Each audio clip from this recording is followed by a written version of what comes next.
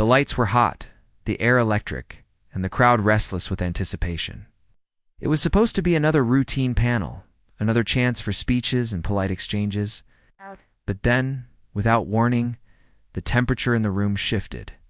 Kamala Harris leaned forward, her voice cutting sharp across the stage. The microphone caught the strain, every syllable striking like a gavel. She wasn't just speaking, she was shouting. Her finger thrust into the air, then pointed directly toward Jasmine Crockett, as though accusation itself had taken form in her hands. Gasps rippled through the audience. Some leaned back, stunned by the force. Others whispered nervously, eyes darting between the two women. Harris's tone carried not just volume, but fury, a flash of unguarded anger in a setting meant to showcase unity. The vice president's words tumbled over each other, hard and unrelenting, the sound of someone trying to dominate the room by sheer force of will. And yet, across the stage, Jasmine Crockett did not flinch. Her expression was steady, her posture composed. She let the storm swirl around her, every shouted word like wind against stone. Harris's voice rose again, echoing so loudly it seemed to rattle the ceiling lights, but Crockett's silence cut even deeper. In that stillness, something unspoken lingered in awareness that power does not always roar. Sometimes it waits. The crowd could feel it. Some covered their mouths in disbelief. Others raised their phones to capture the moment. The stage became an arena, a clash of presence versus restraint. And as Harris's voice reached its peak, the tension stretched until it felt unbearable. The audience wasn't just watching a disagreement. They were witnessing a collision of worlds. Authority wielded like a hammer on one side, dignity sharpened into a blade on the other. And when Harris, breathless, jabbed her finger again toward Crockett, it seemed the confrontation had reached its breaking point. But Crockett's lips parted ever so slightly. No shouting, no frantic gestures. Just the quiet suggestion of a reply that would not match Harris's fury, but surpass it in impact. The room braced itself. The world outside would soon be watching, but the calm reply no one saw coming would change the entire atmosphere. Asterisk, to understand why this eruption mattered, you have to picture the moment beyond the shouting. This wasn't just a stage in any city on any night. It was a carefully orchestrated event. A high-profile forum where America's fractured nerves and unresolved tensions had gathered under one roof. Cameras lined the back wall. Journalists scribbled notes at lightning pace. Every word spoken here was destined to echo far beyond the auditorium, feeding headlines, shaping narratives, and fueling arguments in households across the nation. That's why the silence after Harris's outburst felt heavier than the sound itself. It wasn't simply the clash of two public figures. Was the collision of two visions of leadership. On one side, ego wrapped in volume, force wielded as if power alone could bend perception. On the other, dignity embodied in restraint, a quiet strength suggesting that calm was not weakness, but the purest form of control. In that instant, the stakes stretched far past the people on stage. For the audience seated just rows away, the questions began to crystallize. Who represents us? Whose approach defines the future? The whispers swirled, caught somewhere between disbelief and exhilaration. Some muttered under their breath, shaking their heads. Others leaned in close, whispering to friends, "Did you see that? Did you hear her?" They weren't just watching a debate. They were witnesses to a test of character that carried the weight of a country's values, and the media knew it. You could see it in the way reporters glanced at each other, eyes wide with the recognition that something headline-worthy had just unfolded. Tweets were already firing, captions being drafted. Harris lashes out. Crockett holds her ground. Producers back in newsrooms were dialing editors, preparing to spin the moment into endless loops on the evening broadcasts. Because this wasn't only about two women trading words. It was about identity and power. About what kind of America people wanted to believe in. Was leadership about shouting the loudest, forcing the room into submission? Or was it about proving that even in the face of fire, the quiet truth can burn brighter? These weren't abstract questions. For immigrants, for women of color, for young progressives watching, the answers meant everything. They wanted to see themselves in Crockett's composure, They wanted to believe dignity could prevail over condescension. That's why this confrontation resonated so deeply. It wasn't stage drama. It was raw, unscripted truth leaking out in front of an audience that knew they were part of something unforgettable. And as the murmurs in the crowd grew louder, a kind of electricity filled the air. Everyone knew this was no ordinary night. This was a moment destined for viral clips, endless analysis, and whispered retellings. But before we understand the full weight of this clash, we need to look at who these two women really are. Kamala Harris has long been a figure who inspires both admiration and unease. To her supporters, she is sharp, quick-witted, unafraid to challenge opponents with piercing cross-examinations and razor-edged remarks. But to critics, those same qualities often morph into something harsher, a tendency to condescend, to lash out, to treat disagreement as something to be bulldozed rather than engaged. And it was that very edge, so often praised in sound bites and celebrated in viral clips, that now, in this moment, had become her most dangerous liability. This was not the first time Harris's temper had surfaced, long before the stage lights and Crockett's silent composure. There had been whispers in Washington about her impatience behind closed doors. Staffers spoke of tense meetings where her frustration would boil over, her voice rising as if volume alone could settle disputes. News outlets occasionally hinted at high turnover in her team, chalking it up to her demanding nature. But for those who had felt the brunt of her fury, the story was far simpler. Harris had a temper, and when it flared, there was little room for dissent. The contradiction was striking. Here was a woman who had built much of her political identity on unity, on the idea of bringing people together across differences, on the promise of healing divides. She positioned herself as a barrier against hatred, as a protector of democracy's dignity. And yet, the outbursts, the sharp interruptions in Senate hearings, the dismissive laughter in debates, the very public flashes of irritation told a different story. Unity in theory, confrontation in practice. The nation had seen it before. During her presidential run, there was the moment she attacked Joe Biden on stage. Her words slicing through the air with the practiced skill of a prosecutor. It made headlines. It gave her a brief surge. But behind the applause, there was unease. Was this leadership, or was it spectacle? Did her passion uplift, or did it alienate? And beyond the national stage, there were other controversies moments.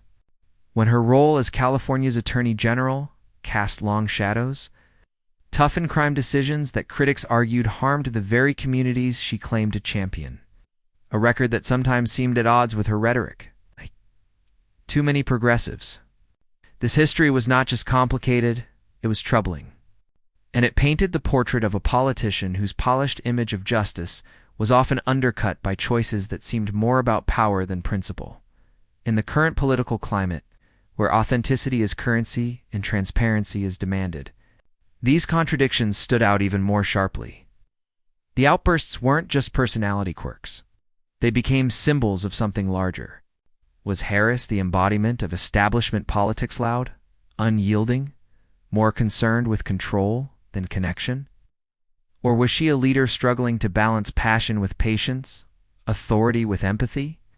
That tension was alive in every raised eyebrow, every clipped syllable, every moment she seemed to wield tone as a weapon. And on that stage with Jasmine Crockett, it erupted in full view. The very qualities that had once been praised as strength, her prosecutorial sharpness. Her ability to dominate an exchange suddenly risked looking like arrogance. The audience could sense it. Even those who admired Harris felt the unease creep. Shouting may command a room, but it also exposes vulnerability. It makes the powerful look defensive, rattled, unable to control the narrative without raising their voice. And in politics, perception can be more damning than reality. That's why this confrontation struck such a chord.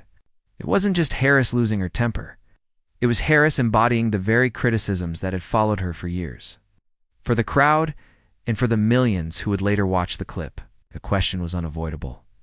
If this is how she handled conflict here in the spotlight, what did it say about her judgment behind the scenes? Harris had risen on promises of dignity, of protecting the American people from chaos and cruelty. But dignity cannot be shouted into existence. It must be lived, embodied, demonstrated. And in that moment, as her voice climbed and her finger jabbed, the mask of composure slipped. She had always been skilled at turning fire into fuel. Yet here the flames threatened to burn her. The contradiction of her public persona unity champion, yet explosive in practice, was impossible to ignore. The clash with Crockett wasn't just an argument. It was the latest entry in a longer story of a leader caught between the power she projected and the patience she struggled to sustain. And yet, across the stage, sat someone who had walked a very different path. Jasmine Crockett's story is not one of shortcuts or privilege. It is a story of grit, of rising through struggle with a steady conviction that dignity is not optional. It is the very foundation of leadership. Before her name was splashed across national headlines, before the cameras caught her standing silent in the face of Kamala Harris's eruption, Crockett had lived the kind of journey that so many Americans could see themselves reflected in. Born into a working-class family, she learned early the meaning of hard work and the sting of being underestimated. Her childhood was not defined by excess, but by perseverance. Every step forward demanded effort, and every effort was rooted in the lessons passed down from family. Speak your truth, fight for your community, and never let arrogance convince you that you are lesser.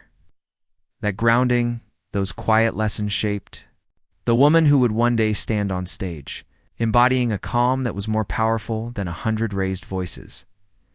Before politics, there was advocacy. Crockett's career as a civil rights attorney was forged in the trenches, where justice was not an abstract principle but a daily fight. She represented clients who had been overlooked, marginalized, dismissed.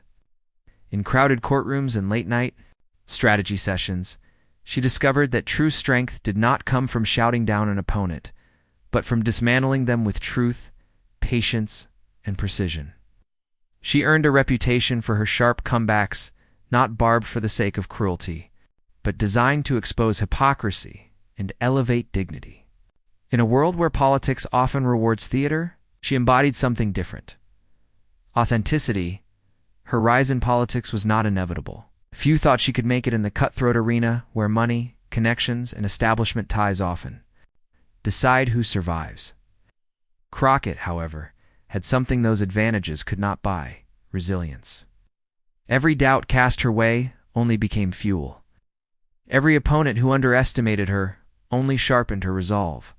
And when she won her seat in Congress, it was not through bluster, but through the sheer power of conviction that her community's voice mattered. What set Crockett apart was not just her intellect or her skill with words, but her authenticity. She never cloaked herself in rehearsed platitudes. She spoke plainly, directly, with a cadence that reminded listeners of kitchen table conversations rather than distant political lectures. It made her relatable. It made her trustworthy. Most importantly, it made her dangerous to opponents who relied on showmanship rather than substance. Those who followed her career knew her as the congresswoman who could clap back without ever raising her voice. Clips of her in committee hearings often went viral not because she shouted the loudest, but because her words cut the deepest. She would sit, composed, let others exhaust themselves with theatrics, and then deliver a line so sharp, so dignified, that it left the room stunned. This was not arrogance. This was preparation meeting authenticity. She was not there to win points. She was there to win respect, and respect she earned. From constituents who saw her as their advocate, from colleagues who admired her discipline, from young people who saw in her the reflection of a leader who looked and sounded like them. She was the kind of figure progressives longed for and bought, unbowed, unafraid. Still, she was often underestimated. Some dismissed her as too new, too young, too untested to stand against the seasoned heavyweights of politics. But Crockett had built her life on defying those very dismissals. The daughter who was told to stay in her lane, the lawyer who was told cases were unwinnable, the candidate who was told her odds were impossible, all of them underestimated her until she proved them wrong. Again and again, she transformed doubt into victory. That is why the stage with Kamala Harris carried stakes far greater than a single confrontation. To Crockett, this was not about ego. It was about proving once more that dignity could triumph over bluster, that authenticity could withstand arrogance, that composure could outlast fury. Her calm that night did not materialize out of nowhere. It was the product of a lifetime, of resilience forged through battles far harsher than a political spat. The audience watching, both in the room and later on their screens, did not need a reminder of her resume. They felt it in her presence. They saw it in her posture. Crockett represented the millions who have been shouted down, underestimated, spoken over, and who have learned that sometimes the greatest strength lies in refusing to mirror that aggression. Her backstory was more than biography. It was prophecy. The same resilience that carried her from courtrooms to Congress would now carry her through a staged confrontation watched by the nation. She did not need to shout to prove her power. Her life had already proven it. And when Harris finally unleashed her fury, Crockett was more than ready. The auditorium seemed to pulse with a nervous energy as the debate lurched back into motion. Harris, still bristling from the silence that had followed her initial outburst, leaned into the microphone once again. Her voice, already sharp, rose another octave, filling every corner of the room. She fired off statistics, accusations, barbed phrases designed not to clarify, but to overwhelm. Each line was delivered like a gavel strike, meant to assert dominance rather than invite dialogue. The crowd shifted in their seats. You could see the discomfort ripple like a wave, people glancing at one another, unsure if they should clap, murmur, or simply stay quiet. Some winced as Harris's words cracked through the speakers. Others shook their heads, whispering under their breath. The tension was thick, not just from the content of her argument, but from the manner of its delivery. It was less debate, more onslaught. And yet Crockett did not break. She sat still, her hands folded lightly on the table in front of her, her eyes steady. Her composure only heightened the imbalance, as though she were watching a storm rage from behind glass. Every time Harris jabbed a finger, every time her voice thundered, Crockett's stillness seemed to grow heavier, more deliberate. It wasn't passivity, it was strategy. She let Harris spend her energy, let the fury burn itself out. But Harris pressed harder. She accused Crockett of naivety, of inexperience, of being out of her depth. Each sentence built upon the last, faster, louder, angrier. Her words tried to box Crockett in, to corner her with the sheer force of repetition. "You don't understand," she barked, cutting herself off with another exclamation. The microphone squealed under the weight of her volume. A few in the audience began to clap awkwardly, but the applause fizzled, uncertain. They weren't cheering the content so much as trying to puncture the unbearable tension. Still Harris pressed on, sensing the unease and mistaking it for validation. Her shoulders squared, her jaw tightened, her voice surged again, as if she could bend the entire room into submission with sheer willpower. Meanwhile, Crockett's silence spoke louder than anything Harris was shouting. She tilted her head slightly, almost curious, as if studying Harris rather than confronting her. It was the posture of someone who knew that restraint itself was a weapon, that letting an opponent overextend could be more devastating than meeting them blow for blow. The cameras caught at the contrast so sharp that even the technicians in the back exchanged glances. The crowd felt the imbalance. This was no longer a clash of equals. It was beginning to look like desperation on one side, discipline on the other. Every time Harris's voice cracked with force, Crockett's calm presence amplified the contrast. The longer Crockett held her silence, the more the audience leaned toward her, waiting for her to speak, waiting for the inevitable reply that would either vindicate or crush the storm by now. Harris was nearly shouting in fragments, her words less about persuasion and more about raw exertion. The emotion in her tone no longer felt like righteous conviction, but like panic cloaked in authority. The harder she pushed, the clearer it became that she was losing the room. And still, Crockett waited. The anticipation grew unbearable. Viewers in the auditorium leaned forward, sensing the climax. Phones raised higher, red recording lights glowing across the room. Every second stretched, It was no longer about Harris's fury. It was about when Crockett would finally respond, and how, and just when it seemed Harris had cornered her. Crockett struck back with calm precision. Asterisk, for a long moment, it seemed as though the stage itself had forgotten to breathe. Kamala Harris's final words still hung in the air, jagged and unfinished, as if even the microphone had grown tired of carrying her fury. The room buzzed with tension, 1,000 unspoken questions vibrating between the walls. And then silence. Harris's voice fell away, leaving only the hum of anticipation. Jasmine Crockett raised her head, slowly, deliberately. She did not rush to fill the void. Instead, she let it expand, let the silence grow heavy until the audience leaned in. Caught between curiosity and awe, the very act of waiting became power. Every eye locked onto her, every camera trained to capture what came next. And in that space of stillness, Crockett found her moment. Her voice, when it finally came, was steady. Not loud, not hurried measured. The kind of calm that slices sharper than any shout. "Madam Vice President," she began, her tone almost gentle, "I hear your passion.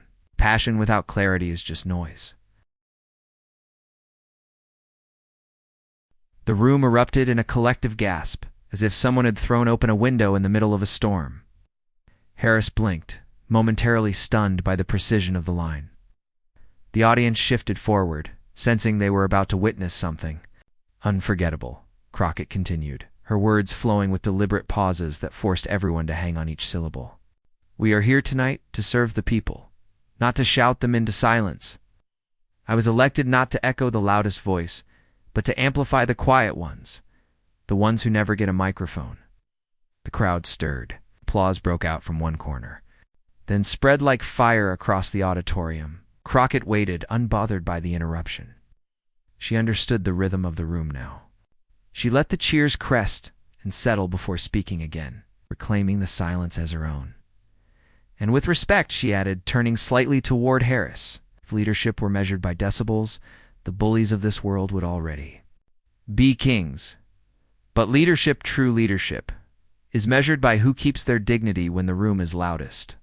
The line landed like a hammer disguised as a feather, subtle, unflinching, devastating.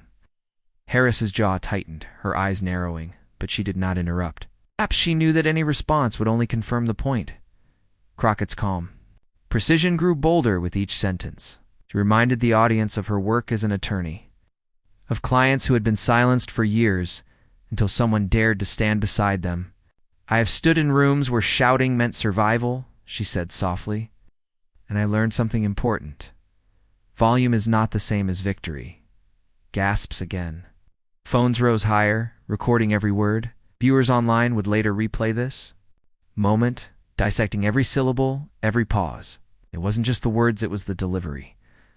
Crockett's tone carried no malice, no desperation, only a quiet certainty that cut deeper than anger ever could. Then, with a faint smile, she delivered the subtle humor that turned tension into triumph. "Besides," she said, glancing toward Harris, "if yelling solved problems, my grandmother would have ended world hunger by now." The crowd burst into laughter, the tension snapping like a string. Even those who moments earlier had cheered Harris now laughed, shaking their heads. In disbelief, the humor was light, but the message was clear. Shouting is no substitute for solutions. Harris shifted in her seat, visibly rattled. The force she had wielded so confidently minutes earlier now seemed clumsy, heavy-handed. Crockett, by contrast, radiated ease. Every gesture, every inflection, signaled composure, control, and conviction. But Crockett wasn't finished. She leaned forward slightly, her eyes scanning the crowd. "We have to ask ourselves, what do we want to model for this country? Do we want to teach our children that the loudest voice wins, or do we want to teach them that truth doesn't need to scream to be heard?" The applause this time was thunderous, rolling through the auditorium like a wave. People rose to their feet, clapping, cheering, some even stomping in unison. Harris looked down, shuffling her notes, her face betraying a rare flicker of unease. The dynamic of the room had shifted entirely. Crockett wasn't just responding, she was commanding, and then came the line that sealed the moment, the one destined for headlines and hashtags. Crockett straightened her shoulders, looked directly at Harris, and said, "If your voice has to break mine to be heard, then maybe it isn't as strong as you think." The room exploded. Gasps, cheers, whistles. It was the mic drop moment, though. Crystallization of everything the audience had been waiting for. Crockett hadn't raised her voice, hadn't interrupted, hadn't lashed out. She had dismantled Harris's aggression piece by piece, calmly, surgically, until the entire crowd stood behind her. Harris tried to respond, but the words caught in her throat. The energy had shifted, the current had turned, and nothing she could say now would match the impact of Crockett's composure. She leaned back in her chair, lips pressed tight, the picture of someone who had lost control of a narrative she thought she owned. Meanwhile, Crockett's calm smile lingered. She had not only survived the onslaught, she had transformed it into proof of her strength. For the audience, for the cameras, for the millions who would watch online, the message was unmistakable. Dignity had defeated arrogance. The room had been waiting for release, for catharsis, for a moment that justified the discomfort of the escalation. And now they had it. The standing ovation, the chants, the sea of phones capturing history, it all confirmed what everyone felt in their bones. Crockett hadn't just defended herself, she had redefined the contest, and somewhere deep in the silence that followed, Harris knew it too. But what happened after the cameras cut made the shockwaves even bigger. Asterisk, the moment the lights dimmed and the stage event wrapped, the real battle began not in the auditorium, but online. Within minutes, clips of Jasmine Crockett's calm counterattack were cut, captioned, and launched into the digital bloodstream. By the time Harris's motorcade pulled away from the venue, hashtags were already trending. #.com crushes chaos, #Crockett clapback. And the brutally simple #mic drop dot on Twitter, the video racked up thousands of retweets in under an hour. One user posted the clip of Crockett saying, "If your voice has to break mine to be heard, then maybe it isn't as strong as you think," adding the caption, "This is how you handle arrogance with elegance." It gathered 500,000 likes before the night was over. Memes exploded Harris's finger pointing, frozen midair against Crockett's serene expression. GIFs looping Crockett's sly smile like a victory dance. Even late-night comedians had their fodder handed to them on a silver platter. But beyond the humor, the moment resonated on a deeper level. Progressive leaders and activists began chiming in, praising Crockett for showing what leadership looks like in real time. A well-known civil rights leader tweeted, "What Crockett showed us tonight is the difference between power and poise. One screams, the other leads." Others echoed the sentiment, framing the exchange not just as a win for one congresswoman, but as a turning point for an entire generation of leaders who reject arrogance as a model for governance. Commentators on cable news quickly joined the chorus. Some networks looped Crockett's reply on repeat, analysts leaning forward in their chairs to dissect every pause and every smile. Was it rehearsed? Was it instinct? Did it matter? One pundit declared it the single most devastating calm takedown we've seen in modern politics. Another noted how Harris, for all her experience, seemed to unravel in the face of Crockett's silence. The debate itself faded into background noise. The moment had swallowed the entire narrative. Even critics of Crockett, those who had doubted her political weight, found themselves at a loss. Right-leaning commentators, often eager to pounce, hesitated. Some mocked Harris for losing composure. Others begrudgingly admitted that Crockett's restraint was a masterclass in debate dynamics. The shockwaves crossed ideological lines, as though everyone recognized that something rare had just unfolded, and then came the ripple effects among ordinary people. On Instagram, young progressives posted the clip alongside their own stories of being silenced at work, in school, or in their families. They wrote of how Crockett's calm strength gave them courage. On TikTok, users stitched the video into personal testimonies of migrants, women of color, first generation, college students, all drawing inspiration from the moment. This is what it feels like when someone finally refuses to let rage define. The room, one video declared, amassing millions of views. Crockett herself remained quiet online that night, posting nothing more than a single photo, her seated on stage, hands folded, eyes steady. The caption read, simply, "Poise greater than noise." Within an hour, it became one of her most liked posts ever. Meanwhile, Harris's team scrambled. Attempts to reframe the exchange as passionate debate fell flat. No spin could compete with the visceral clarity of the footage. For many, it was not just a gaffe, it was a revelation. Proof of what critics had whispered for years, that Harris's temper was not strength, but weakness. As the night wore on, news outlets declared it the defining moment of the event. Morning shows the next day replayed the clip alongside montages of audience reactions, the gasps, the laughter, the ovation. Editorials emerged, framing the incident as a symbolic clash between two styles of politics, one rooted in force and hierarchy, the other in composure and authenticity. By the end of the week, Crockett's name recognition had soared. Her follower count spiked across platforms. Invitations for interviews poured in. Allies rallied, seeing in her not just a rising star, but a standard-bearer for the next generation of leadership. For Harris, the fallout was less kind. Headlines paired her name with words like rattled, shaken, and outshined. The audience, both in the auditorium and watching from afar, felt validated. They weren't just spectators.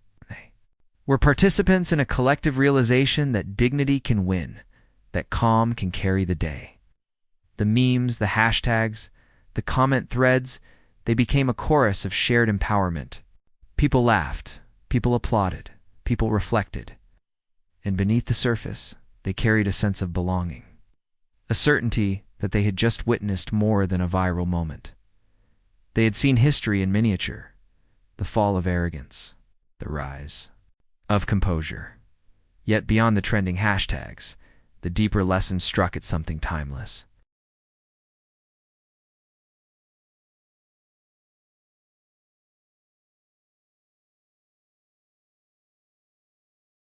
What unfolded that night was not simply a political skirmish, nor just another debate moment destined to fade into the noise of headlines. It was something larger, something elemental. Jasmine Crockett's composure revealed a truth that transcended politics, that in the face of arrogance, the greatest strength is not louder words but steadier ones. She showed that dignity, even when tested under fire, carries a weight no volume can rival. Throughout history, the world has celebrated those who resisted the temptation to match fury with fury. From civil rights leaders who refused to be baited into violence, to everyday people who respond to cruelty with unshakable calm, the pattern holds true. Grace disarms rage. Crockett's performance was not only about her words, it was about the power of choosing restraint when every instinct might have screamed to retaliate. That choice is what transformed the moment into something unforgettable. Her silence, before she spoke, was not weakness, but strength distilled. It reminded audiences that sometimes the pause is more powerful than the punchline. In an age where shouting often dominates, Crockett reclaimed the lost art of patience. And when she finally spoke, she proved that clarity can cut through chaos, like sunlight breaking through a storm. The lesson stretched beyond the stage. For those who have ever been talked over, dismissed, or drowned out by arrogance, Crockett's example carried a deeply personal resonance. It whispered, "You don't have to match their noise. You don't have to bend to their aggression. You can hold your ground, and by doing so, you expose their weakness." That message is not partisan, not confined to the political arena, is a guide for life. The power dynamics on that stage mirrored countless human experiences. In offices, where domineering bosses try to bully subordinates into silence, classrooms where loud voices overshadowed quieter brilliance, in families where one person's temper controls the room, Crockett's response offered a roadmap. You don't win by becoming like them. You win by refusing to descend. Her calmness became a mirror in which arrogance looked small and grace looked monumental. It is tempting, always, to fight fire with fire. To believe that to be heard, one must shout louder, strike harder, dominate with the same tools as the aggressor. But what Crockett modeled was something far more radical, that real power lies in not playing that game at all. She didn't beat Harris at shouting. She showed that shouting itself was hollow. That is why the crowd gasped. That is why the internet erupted. They recognized truth when they saw it. And perhaps the most inspiring part of Crockett's reply was its accessibility. She didn't summon obscure facts or rely on insider jargon. She didn't posture or boast. She simply stood firm in her humanity, wielding logic, wit, and composure. Anyone watching could imagine themselves doing the same in their own lives. It wasn't just a victory for her, it was a victory for everyone who has. Ever been silenced and dreamed of reclaiming their voice? The ripple effects will linger long past the trending hashtags, because what people truly carried from that night wasn't just amusement or political gossip. It was a reminder that dignity is not passive. Dignity is active. It is chosen. It is a force that doesn't need to shout to be heard. Crockett's poise wasn't simply a reaction. It was a declaration that arrogance can be unmasked, not by more arrogance, but by authenticity. And that, ultimately, is why this story matters. It is not about one politician besting another. It is about a soul of us who face arrogance in our own ways, in our own worlds. It is about the possibility of responding differently, of realizing that grace is not weakness, but strength in its purest form. And that's why this moment will be remembered not just for politics, but for us all. In the end, the stage told the story more clearly than any headline ever could. On one side stood Kamala Harris, her voice raised, her anger spilling into the microphone, her gestures sharp and unrelenting. The other side, Jasmine Crockett still, poised, composed, waiting for the storm to pass before delivering words. That carried more force than any shout could muster. Contrast was undeniable. The room knew it. The crowd felt it. So did the millions watching later from their screens. Because this wasn't just a moment about politics. It was about character. About the difference between noise and strength. Between ego and dignity. Harris may have raised her volume, but Crockett raised the standard. She showed the country that true power doesn't need to scream to be heard. Extends beyond that stage to you. How many times in your own life have you faced arrogance only to wonder how to respond? How many times have you wanted to stand your ground without lowering yourself to the same level?